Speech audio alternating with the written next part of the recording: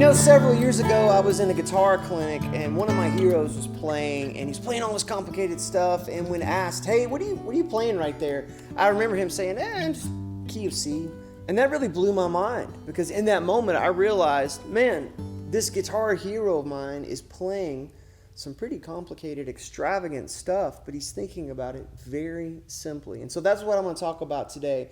We're going to pick a very basic chord progression, but then by taking away a few notes, adding a few notes, and moving up and down the neck, we'll take something that is thought about very simply, but will end up coming out pretty extravagant. So let's just take the key of D, for example. A basic 1-5-6-4 progression.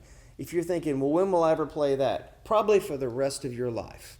Okay, this is a chord progression that comes up a lot, right? And if you don't believe me, YouTube or Google, I think it's called Axis of Awesome, where they play all the songs that have this chord progression. So please trust me in that. So if you're just joining and you're just jumping into guitar, let me just give you the basic chords first. Okay, so here's a D chord. Index finger on the 2nd fret of the G. You're going to have your ring finger on the 3rd fret of the B. Middle finger is going to be on the 2nd fret of the high E. I'm playing from the D string down. Now, for this A chord, I'm going to go ahead and give it to you like this. I know a lot of folks will do this 3-finger A. I don't know about you, but that just always feels really kind of scrunchy, right? Let's just do it, just go 1-finger A. There's a lot more return on investment by having these little phalanges free right here, okay? So index finger is going to be on the 2nd fret of the D, 2nd fret of the G, 2nd fret of the B. I'm holding them all down just like a little bar chord. I'm playing that A, and I'm not playing the high E. How about that? Now here comes the bar chord. No big deal, right? We got this. I'm going to show you several different B minors, so if you can't make this one, just stay tuned. There's some really easy and beautiful versions of B minor coming. Index finger is going to be on the A string, 2nd fret of the A, all the way to the high E, human capo. And then you're going to have your middle finger on the 3rd fret of the B. Pinky is going to be on the 4th fret of the G, and then ring finger is going to be on the 4th fret of the D, from the A string down.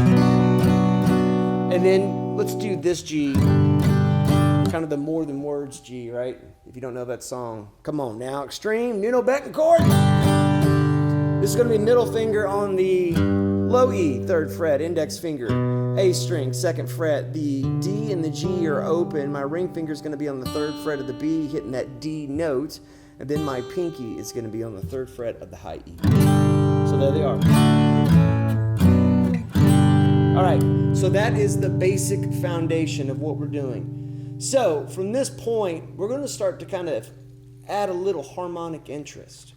What do I mean by that? Well, you add a note, you take away a note, and what ends up happening is, as you change the chords, it starts to create a little harmonic movement underneath the vocal or underneath the solo instrument or whatever the melodic content is at the time. And that harmonic movement adds that interest that kind of keeps the thing moving along. And here's the thing, is sometimes, people watch this sort of YouTube content and they go, so the basic chords aren't good enough, Nate. That's not what I'm saying at all. I'm just saying sometimes you need some other colors to paint with, right? And this will be helpful to you. All right, so the first thing is, let's take away a note, okay? We're going to take away this F sharp and we're going to make this a D sus2. What does that look like? That's going to be index finger on the 2nd fret of the G, ring finger is going to be on the 3rd fret of the B, and then the high E is just open, and I'm playing the open D down. I love a sus2 chord. It's just nice and chimey and ringy. And then let's go ahead and do the same kind of idea on the A. A sus2. That's going to be your middle finger on the 2nd fret of the D, your ring finger on the 2nd fret of the G, the B string and the high E are open, the A string is open too, not playing the low E. And then here's this, as promised, this is a really nice, you can think of this as a B minor 7, sus4, or honestly, as you'll see here in a second, it's the same notes as this B minor 11, so you can think of it as B minor 11 or B minor 7, sus4, either which way. Index finger is going to be on the 2nd fret of the A string. We're going to skip the D. Now, arguably, you could add that in there, but I think thinking about skipping that chord makes that chord grip a little more movable, and therefore a little more utilitarian. You're going to have your middle finger on the 2nd fret of the G. Now, you could argue for ring finger on the 3rd fret of the B. I like to use pinky because, well, I feel like if I don't,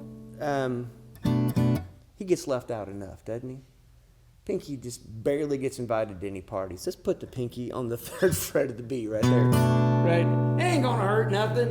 And then for this next G, you can take pinky off and we'll put the ring finger on that 3rd fret of the B and we'll put our middle finger on the 3rd fret of the low E. And if you haven't done this before, this is a good time to introduce this idea. Sometimes it's cool to actually just have this with no B natural in this chord. So you just got G's and D's all back to back.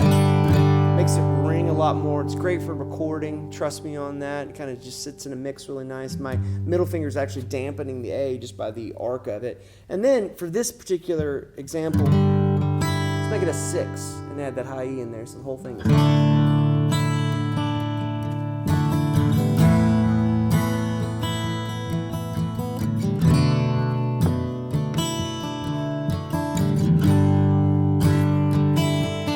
Already that sounds just a little different. It's just a little harmonic interest. Let's do another one. Same key, same chords, different flavor. This time, let's add an 8 to everything. This is like one of my favorite ways to make a D chord. This is like, it feels like an Irish reel is about to begin.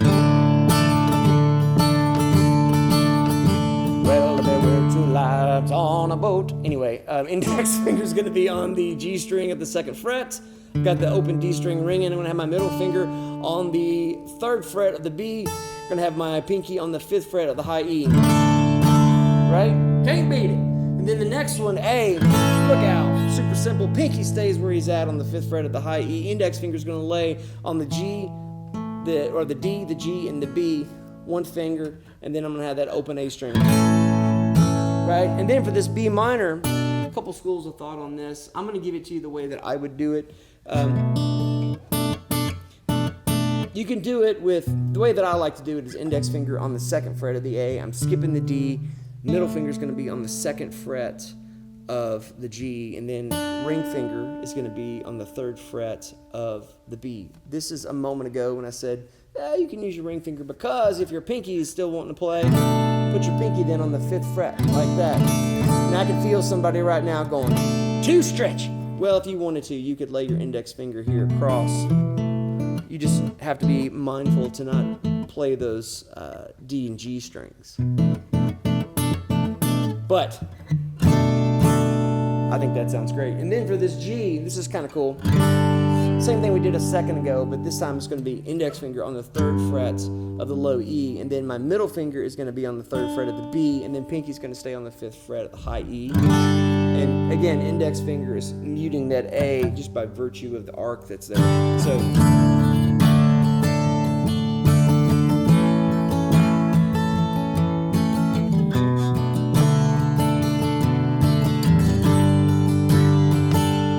it's kind of cool. Having that A ringing out through all that kind of gives it a kind of a droney, jangly kind of sound because you're accenting the 5th of D, and it's just a little bit of harmonic interest. You know, maybe you do that on a verse. Maybe you do that on a chorus.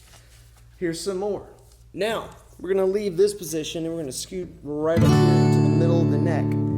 It's going to sound similar because you're going to have that A note here on top, but this chord, I love this grip for the key of D. This is going to be index finger on the 5th fret of the high E. I'm going to put my pinky on the 7th fret of the B, and then my ring finger on the 7th fret of the G, and then open D string. There is a ton you can do with that chord. And then we're going to go to A add 9. Man, I really want to drink of this coffee, but I'm going to wait till this chord progression's over. It smells really good. And then we're going to have a ring finger on the 7th fret of the D string. Middle finger is going to be on the 6th fret of the G. And then I'm going to have my my index finger is going to be on the 5th fret of the B. But the truth is, it's probably going to be laying on both of those strings like that, on the 5th fret of the B and the high E. And then my pinky is going to hit the 7th fret of the high E. Maybe I take him off. You know what I mean? Just to add a little point of interest there.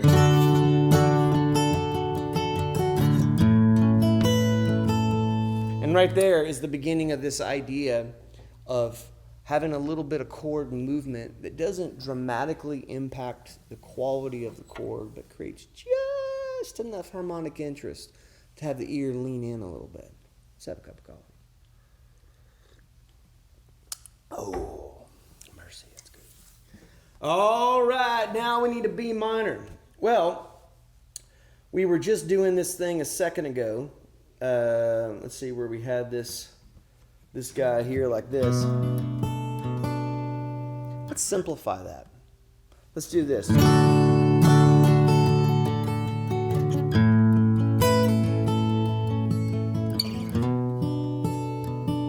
this is interesting. So this is going to be index finger. This is for all you that hated that last version I did. This is going to be index finger on the 2nd fret of the A, middle finger on the 3rd fret of the B, and pinky on the 5th fret of the high E. And I'm not playing anything here in the middle. I'm just playing just these 3 notes. Well, Nate, is that enough? Yeah. Well, what if I'm strumming? Well, that becomes tricky because you got to kind of mute those strings. But if you're finger picking or kind of hybrid picking, where you're doing a little bit of picking with your pick and then a little bit of plucking with your fingers.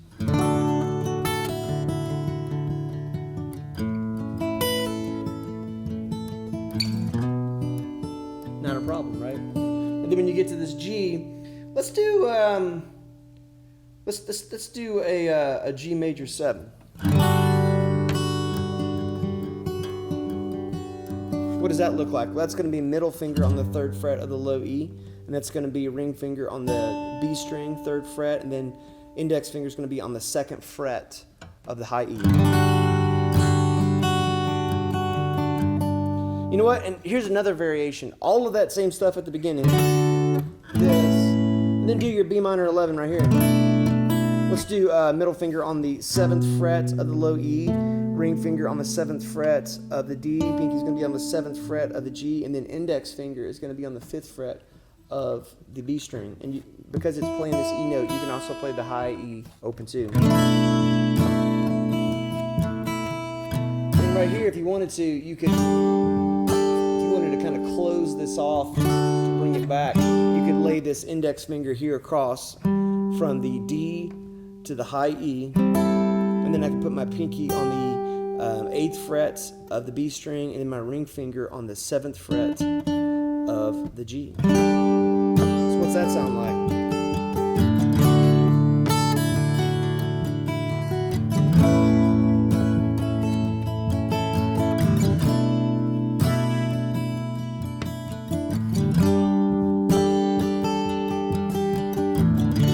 I like this one better, but it's just another variation. And also, moving these things around, don't forget that I'm just giving you a lot of different options so that you can form and hopefully write something or even just kind of dress up something that you're already playing. Here, just for fun, let's go up here to the top of the guitar here. And let's do this D like this. I love this grip right here. This is going to be index finger here on the 7th fret of the G. Pinky's going to be on the 5th fret, or excuse me, 10th fret of the B. Now, you got your low D here. You can leave that here, just that D string ringing open, or if you want, you can take your ring finger and put them on the 10th fret of the low E. And if you want to make this a sus2, go ahead and hit that high E open. Now from here, let's do that same grip we did just a second ago with the G, but let's add some open strings because it is an A. Let's have an open A string. Let's have an index finger on the 7th fret of the D. Ring's going to be on the 9th fret of the G. Pinky's going to be on the 10th fret of the B. And then an open high E string. And then for this B minor here, this is kind of a cool grip. While you're right here, we can do this. Little movement there. Right, so what am I doing? So I've got my index finger here on the 7th fret of the low E, and then I'm leaving my ring here on the 9th fret of the G string. Pinky stays on the 10th fret of the B, but then the ring comes down here to this middle finger here on the 7th fret of the G. So I have this kind of sus4 for a second, back to the, you know, the minor chord there. So.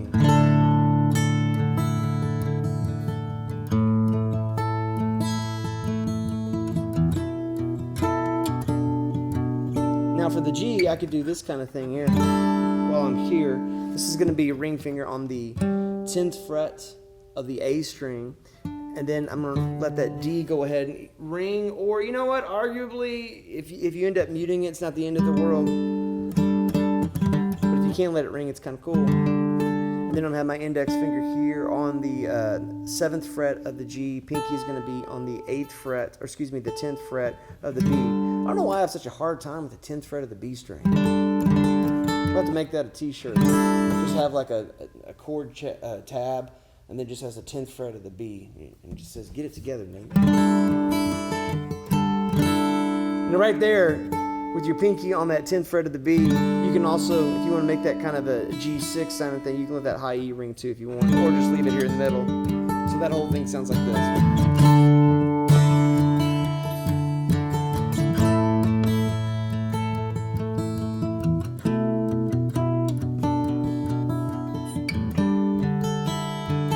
Now, at the very, very beginning of all of this, I did a little progression here, and this is where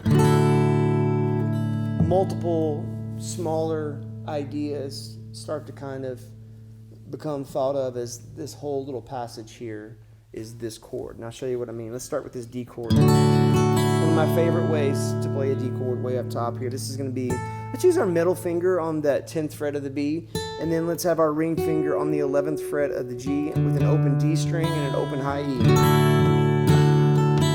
And then for this A, instead of just doing one chord, we're actually going to play this little succession.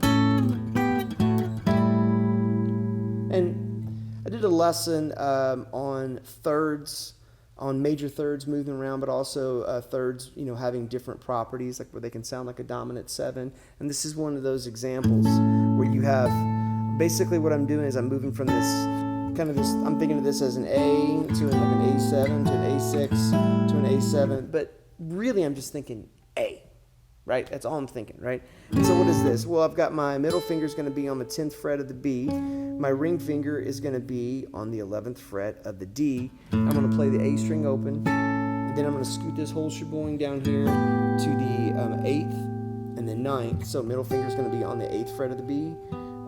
Ring finger is going to be on the 9th fret of the D. A string still open. And then index and middle are going to be on the 7th fret of the D with the index. Middle is going to be on the 7th fret of the B. A string still open. And then I'm sliding this down to the 5th fret.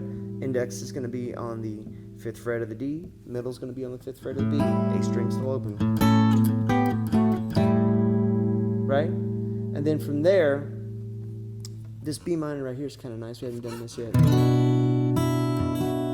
So this is going to be middle finger on the 7th fret of the low E, ring finger on the 7th fret of the G, pinky is going to be on the 7th fret of the B, and then that high E is open. And we can do some little doodles back here. If you think about that B minor 11 chord we did a moment ago, where you've got your index finger here on the 5th fret of the B,